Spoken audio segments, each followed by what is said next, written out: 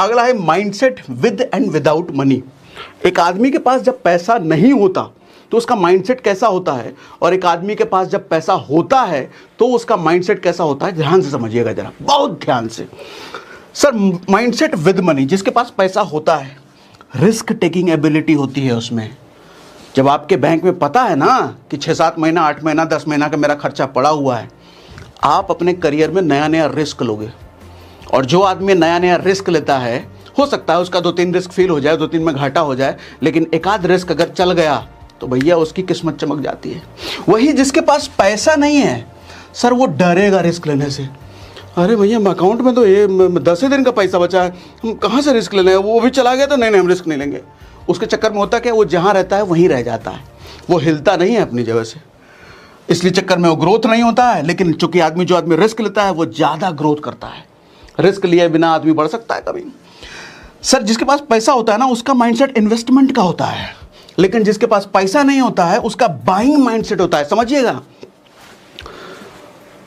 मेरा भी एक टाइम था जब पैसे नहीं होते थे ना, तो मन करता था, अरे यार ये फ़ोन लें, ये गाड़ी होना चाहिए, घर होना चाहिए, कपड़ा होना चाहिए, जूता होना चाहिए, यही सब दिमाग में चलता रहता था। फिर जब थोड़ा ठीक ठाक आने लग गया, ठीक ठाक होने लग गया, तो अब मन ही नहीं करता। अब सिर्फ ज़रूरत की चीज़ें खरीदते हैं, जिस चीज़ की ज़रूरत है वो खरीदेंगे, मन ही नहीं होता। तो मैं आपको समझाना ये चाह रहा हूँ सर, जब आपके पास इनफ मनी होता है ना, तो फिर आपका दिमाग चलता है कहाँ इन्वेस्ट करें। अब यही दिमाग चलता है कहाँ इन्वेस्ट करें, कैसे वेल्थ बनाएं, कौन से स्टार्टअप में लगाएं। अलग अलग स्टार्टअप से मीटिंग करते रहते हैं, कौन से स्टार्टअप में पैसा डालें जो कि अपना पैसा ये मल्टीप्लाई करके दे। यहाँ दिमाग चलता रहता है। लेकिन जब पैसा नहीं होता तो फिर इच्छाओं पे दिमाग जाता है। और इसमें कोई दोष नहीं है, हम सब ऐसे ही होते हैं, हम इंसान ऐसे ही होते हैं। कोई चीज़ की कदर हमारे को तभी होती है जब वो हमारे से दूर हो जाए या हमारे पास ना हो। वो गर्लफ्रेंड देखा होगा ना, जब आपकी गर्लफ्रेंड आपको छोड़ के चली जाती है, जब तक आपके साथ हो तो कोई कदर नहीं है, हैं? दूसरे पर नजर, दूसरे पर डोरे डाल रहे हो, दूसरे को देख रहे हो, दूसरे पर ताड़ रहे हो।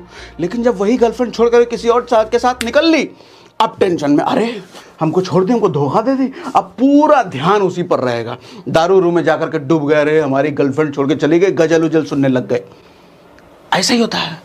जब पैसा नहीं होता है तो चीज़ें खरीदने पर ध्यान होता है, बाइंग माइंडसेट बना हुआ रहता है। लेकिन जब पैसा हो जाता है तो आदमी बाइंग माइंडसेट छोड़ करके इन्वेस्टिंग में बारे में सोचता है, और पैसा मल्टीप्लाई कैसे हो वो सब सोचने लगता है। इसलिए पैसा कमाओ, बहुत ज़रूरी है। नहीं कमाओगे तो इच्छाओं के बोझ तले दबे रहोगे और इच्छाएं पूरी होने नहीं वाली तुम्हारी, क्योंकि तुम्हारे पास पैसे ही नहीं है। ईएमआई से इच्छा पूरा करोगे, क्रेडिट कार्ड से पूरा करोगे, लोन से पूरा करोगे और दब जाओगे। इसलिए पैसा कमाओ। अच्छा, mindset with money, sir, high confidence. Mindset without money, low confidence. Husband wife एक रेस्टोरेंट में जाता है, बढ़िया सा रेस्टोरेंट में, जहां वेटर भी अंग्रेजी बोलता है। बैठा, मेन्यू आया, मेन्यू को ताड़ा, ऊपर से 15 मिनट लगाया, मेन्यू को ऊपर से नीचे तक खंगाल लिया पूरा। देखा कि अपने औकात में कुछ है नहीं, ज़्यादा से ज़्यादा कॉफ़ी आएगा। डिस्कस किया, सुनो यहाँ कॉफ़ी पी के निकलते हैं, बगल वाले रेस्टोरेंट में खाना खा लेंगे। वेटर आया, sir order please sir. 2 coffee, 2 coffee only, yes please, anything else sir? No. मुंह बिचका करके वेटर भी समझ जाता, अच्छा इस सरवा के खाए की औकात नहीं है, इसीलिए कॉफ़ी मंगा रहा है। वो डर में रहता है, वो ज़्यादा खुल के बात नहीं कर पाएगा। वेटर से भी डर रहा है, अरे वो अंग्रेजी में पूछ रहा है, तुम भी अंग्रेजी में जवाब। अंग्रेजी नहीं आ रहा है लेकिन बोलेगा अंग्रेजी में। अरे हिंदी में बोलो यार, बोलो उसको तुम्हारा खाना बहुत महंगा है, नहीं खाएंगे, हम जा रहे हैं बगल वाले रेस्टोरेंट में। ऐसा बोलने में क्या जा रहा है? नहीं, क्या सोच ले, गरीब ना समझ लेना। हमको सबसे बड़ा दिक्कत यही है, उस सरवा हमको गरीब ना समझ ले, उसको पता ना चल जाएगा हम गरीब हैं। इसीलिए हम तो कुछ तो ऑर्डर करेंगे, उसको कॉफ़ी ऑर्डर करके निकल लें। कॉफ़ी पीने का मन नहीं है, लेकिन चूंकि वो गरीब ना समझ ले इसलिए कॉफ़ी पी के जाएंगे। अरे तुमको समझ गया वो गरीब, पता चल गया, इसीलिए तुम कॉफ़ी पियो। खाने का औकात होता तो तुम खा के जाते। अगला, भाड़ में जाओ वाला एटीट्यूड। ये बहुत बढ़िया एटीट्यूड है। ये एटीट्यूड मैं कैरी करता हूँ, ये एटीट्यूड मैं बहुत पहले से कैरी करता हूँ। वैसे जिसके पास पैसा नहीं होता ना, वो बेगिंग एटीट्यूड होता है, भीख मांगने वाला एटीट्यूड। वो जिससे भी मिलेगा झुक के मिलेगा। कोई बहुत अमीर आदमी मिल गया, झुक के मिलेगा, और कोई पावरफुल आदमी मिल गया, तुरंत जाकर पैर छू लेगा। अरे तुम्हारा चचा लगता है जो पैर छू रहे हो उसका, क्या तुमको दे देगा पैर छूने से? भाड़ में जाओ एटीट्यूड होना चाहिए। सर जो आदमी आपको पसंद करता है उसके लिए तो बहुत बढ़िया बन के रहो, और जो आदमी आपको पसंद नहीं करता उसको बोले भाड़ में जाओ। आपको कोई गरीब समझता है, बोले भाड़ में जा। आपको कोई समझता है कि इसके पास पैसे ही नहीं है, भाड़ में जाओ। ये भाड़ में जाओ एटीट्यूड होना चाहिए। मैं तो यही कैरी करता हूं, मुझे जो पसंद नहीं करता भाड़ में जा। मैं तो अपनी लाइफ में मस्त हूं, मैं तो अपना काम जो कर रहा हूं करूंगा। तू मुझे को गरीब समझ रहा, अमीर पर समझ रहा, मेरे को कोई फर्क ही नहीं पड़ता, मेरे को कोई फर्क ही नहीं पड़ता। भाड़ में जा। अगर तुम मुझे अच्छा समझते हो या मेरे से मिलना जुलना पसंद करते हो, मेरे से बात करना पसंद करते हो, वेलकम, आओ, गले लगाऊंगा, ऑफिस में बिठाऊंगा। मुझे पसंद नहीं करते, भाड़ में जा। और ये एटीट्यूड होना चाहिए हर किसी की जिंदगी में, हर किसी के लाइफ में। भाड़ में जाओ एटीट्यूड लिख लो, कहीं दीवार पे लगा दो, भाड़ में जाओ एटीट्यूड होना चाहिए। भाड़ में जाओ एटीट्यूड।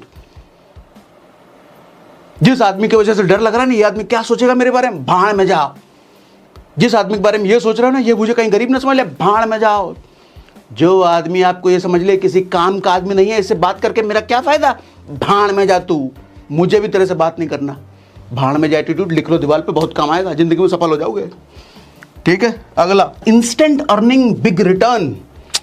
भैया ये मिडिल क्लास वाले सोच वाले जो होते हैं ना, देखो मिडिल क्लास आदमी पैसे से नहीं मैं कह रहा हूँ, मिडिल क्लास इधर से, और जो मैं रिच कह रहा हूँ पैसे से नहीं कह रहा हूँ, रिच इधर से। क्योंकि आदमी पहले रिच इधर से बनता है, उसके बाद इधर से बनता है। तो मिडिल क्लास आदमी भी पहले इधर से होता है, फिर वो इधर, समझे ना। मिडिल क्लास आदमी को इंस्टेंट अर्निंग चाहिए भैया। कोई ऐसा काम बताओ तुरंत कमाई शुरू हो जाए। उसको बोलो भैया ये काम सीख ले, 2-3 साल में तेरा अच्छा कमाई होने लग जाएगा। 2-3 साल अभी का बताओ, कल से क्या है वो बताओ, तो अगले महीने से क्या है वो बताओ। फिर उसके लिए तो जॉब है, हाँ तो कर लेंगे जॉब, कोई जॉब बताओ। अरे भैया जॉब करोगे तो 15,000 मिलेगा, लेकिन ये वाला काम सीख लोगे तो 2-3 साल में 1,00,000-2 लाख रुपये कमाने लग जाओगे। अरे 2-3 साल बाद आएगा ना लाख, हमको अगले महीने वाला बताओ, 15,000 मिलेगा, हाँ ठीक है करेंगे, 15,000 वाला ही करेंगे, वही ठीक है। बट बिग रिटर्न चाहिए आदमी को, बड़ा रिटर्न है। म्यूचुअल फंड समझाओ, कमेंट आते हैं म्यूचुअल फंड वाले हमारे वीडियो पे, सर ये तो 20 साल का है, 20 साल तक कौन जिंदा रहेगा। तो हम कहते हैं काम करो, टर्म प्लान ले लो, मर गए तो कम से कम परिवार को पैसा मिलेगा। सर नहीं मरे तो, अरे तुमको दोनों ही चिंता है, मर गए तो नहीं मरे तो, तुम करना क्या चाहते हो भाई, क्लियर तो हो। इसीलिए आदमी फिर वो लॉटरी वाले काम में जाता है, एफएनओ में, फ्यूचर ऑप्शन में ज़्यादातर लोग लॉस करते हैं ना, वो लॉटरी के माइंडसेट से आते हैं, इसीलिए लॉस करते हैं। कसिनो में जाएंगे, वो ड्रीम 11 और पता नहीं इस तरह के गेम खेलेंगे, खिलाड़ी और कौन कौन से क्या क्या चलता है, एक बटन दबाने पैसा आ जाए। लेकिन अमीर आदमी जो रिच माइंडसेट होता है सर, वो फोकस करता है लेट अर्निंग पे बट स्ट्रॉन्ग अर्निंग पे। लेट पैसा आए लेकिन स्ट्रॉन्ग पैसा आए। जियो वाला प्लांट लगा दिया, भले ही भैया 10 साल बाद पैसा आएगा चलेगा, लेकिन मोटा आए, आता रहना चाहिए। 10 साल तक, 5 साल तक, 20-20 साल तक आदमी लगा के निश्चिंत हो जाता है, धंधे वाला आदमी है। ये कहाँ चला गया, अगला बढ़ गया क्या, पोल खोल दिया इसने तो। लो रिटर्न चाहिए बट कंसिस्टेंट रिटर्न चाहिए। ये इनको नहीं तुरंत, भैया हमको तुरंत आज के आज 20% चाहिए, आज क्या साल भर बाद नहीं, आज के आज चाहिए। ये कहते हैं लो रिटर्न, छोटा रिटर्न मिले बट कंसिस्टेंट लंबे समय तक मिलता रहे। वॉरेन बफे कहते हैं भैया 16-17%, 18% का रिटर्न मैं कितने सालों से ले रहा हूं और बहुत खुश हूं, और वॉरेन बफे उसी को लेके इतना बड़ा आदमी बना है। लेकिन हमको तो 50% रिटर्न पहले दिन चाहिए। आज हम स्टॉक मार्केट आए नहीं, हमको आज ही पैसा हमारा डबल हो जाना चाहिए। जो लेके आए हो वो भी लेके जाएगा तुम्हारा स्टॉक मार्केट, यही होता है ना। फिर स्टॉक मार्केट तो जुआ है, हाँ तो तुम जुआरी बन के आए तो थे एक दिन में डबल करने, तो जुआरी के नियति से आओगे तो तुम्हारे लिए तो जुआ ही रहेगा। तुम्हारा पैसा स्टॉक मार्केट ठोक के पटक के लेके जाएगा, पैसा कमाओगे। माइंडसेट गड़बड़ है चाचा, जब माइंडसेट गड़बड़ है तो कहां से पैसा कमाओगे तुम। इतने अमीर लोग दुनिया में हैं, उनका ऑडियो बुक यूट्यूब पे सब पड़ा हुआ है, सब सुनो, उनका माइंडसेट अपनाओ। लेकिन ये मुश्किल है ना, पेन लेटर प्लीजर नाउ, अभी मजा चाहिए, पेन तो बाद में देखा जाएगा। तो तुम्हारी पूरी जिंदगी पेन में बीतती है। बात सही कह रहे हैं कि नहीं। अर्ली एज होम लोन, भैया ये तो श्राप है युवाओं के लिए। मुझे तो लगता है कि अर्ली एज में होम लोन मिलना ही नहीं चाहिए, बैन कर देना चाहिए कि तुम जब तक सलाह सरवा 2-4 बिजनेस ना खड़ा कर लो, 2-4 धंधा ना खड़ा कर लो, होम लोन मिलना ही नहीं चाहिए। लेकिन क्या करें, सिस्टम है, उनको भी अपने बैंकों को भी अपना धंधा चलाना है। सर होता क्या है, मिडिल क्लास घर लेता है और पूरी जिंदगी ईएमआई देने में बिता देता है। लेकिन आप कभी मारवाड़ियों को देखो, वो कहेंगे घर ना, पहले धंधा, वो एक दुकान लेगा सबसे पहले, एक दुकान से वो इतना पैसा कमा लेगा कि 5 घर खरीद सकता है। लेकिन आप एक घर खरीद के उससे एक दुकान भी नहीं बना सकते। ये बात मिडिल क्लास को समझ ही नहीं आता, पल्ले ही नहीं पड़ता। पैसा आने लगा, अब तो घर लेंगे, सोसाइटी बन रहा है, स्विमिंग पूल है, क्लब है। अरे 400 एकड़ में क्लब है उसका, 4 एकड़ में क्लब है, तुमको क्या पता उसमें बुक कर रहे हैं फ्लैट। और 4 लोग अलग बताएगा, अच्छा वो 4 लोगों में से खड़ा होगा वो आप ही की तरह, अच्छा उसने ले लिया, ठीक है मैं भी लूंगा। क्या पड़ रहा है, कितने का 2 BHK है, कितने का 1 करोड़, 1 करोड़ का 2 BHK। हाँ उसमें स्विमिंग पूल है ना, उसमें उल्टा हो के नहाएंगे हम, स्विमिंग पूल है। और उसके बाद फिर जिंदगी भर क्या करोगे, EMI। पैसा कहाँ जा रहा है पता ही नहीं चल रहा, सारा EMI में चला जा रहा है। होम लोन लेते वक्त नहीं सोचे थे सारा पैसा EMI में जाएगा, बेवकूफ़ कहीं के। और घर ले भी लिए तो तुम्हारे पास पैसा तो बच नहीं रहा उसका इंटीरियर कराने का। घर एकदम खंडर जैसे घर में रह रहे हो, किचन ऐसे ही बेकार पड़ा हुआ है, 15,500 20,000 का सोफे रखे हुए हो, 10-15 हज़ार का बेड रखे हुए हो, और तुम्हारे पास पैसे नहीं है, सारा पैसा तो तुम्हारा डाउन पेमेंट में दे दिया और बाकी बचा EMI में जा रहा है। ये गलती ना करके अगर कोई धंधा बनाने में पैसा लगाए होते, अगर 20 लाख रुपए भी डाउन पेमेंट कर रहे हो 1 करोड़ के फ्लैट के लिए, वो 20 करोड़ रुपए लगा के कोई धंधा बिल्ड करते तो 3 साल समय देते, तो क्या पता वो धंधा 2-2 फ्लैट 3-3 फ्लैट का आपको डाउन पेमेंट इकट्ठा करके देता। क्या पता इतना पैसा दे देता कि कैश में फ्लैट खरीद लेते। लेकिन वो तो मानसिकता ही नहीं है ना। प्लीज यार, मजा चाहिए, मजा। मजा क्या, अभी कर लेंगे, बाद में देखेंगे ना, कल का कल देखेंगे, कल का कल देखेंगे चाचा। अगला, टैक्स। ये एक ऐसी चीज है, मिडिल क्लास कभी ये ना इसको कभी इसको समझ में नहीं आता, लेकिन रिच क्लास सबसे पहले इसी को समझता है। है ना बड़ी बेटे बना। मिडिल क्लास को तो अभी टैक्स समझना ही नहीं है, उसको 150 रुपये दे करके लास्ट में किसी से ITR भरवा लेना है। हमारा तो हो गया टैक्स का काम भैया। लेकिन अमीर आदमी सबसे पहले इसी का गणित समझता है, भैया कहाँ से हम टैक्स बचाएंगे, क्या क्या रूल है टैक्स बचाने का। वो अपना, कई सारे धंधे वाले लोग 0 टैक्स देते हैं। अमेजॉन ने, पता चला वो खबर आई थी ना, 0 टैक्स दिया है। सोचो अमेजॉन इतना बड़ा धंधे वाला, इतना कमाता होगा, 0 टैक्स भर रहा है, कोई लीगल काम नहीं कर रहा, टैक्स के गणित को समझ रहा है, कहाँ कहाँ से पैसे बचाए जा सकते हैं। लेकिन आम आदमी को टैक्स खट्टी ही नहीं पता। भरवा लेंगे ना, मेरा CA 150 रुपये लेता है, भर। अरे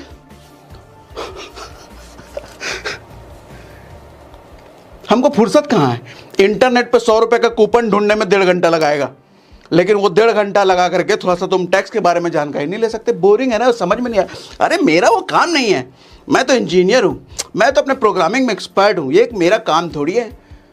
तो 100 रुपये का कूपन ढूंढना 1 घंटा लगा के तुम्हारा काम है? ये चपरासियों वाली हरकत कर रहे हो और तुमको अमीर बनना है। जो जरूरी है वो करो, ये टैक्स समझना जरूरी है। ना सिर्फ बहुत पैसा बचाओगे, कई सारे कमाने के तरीके भी ढूंढ लोगे अगर टैक्स को सही से समझो।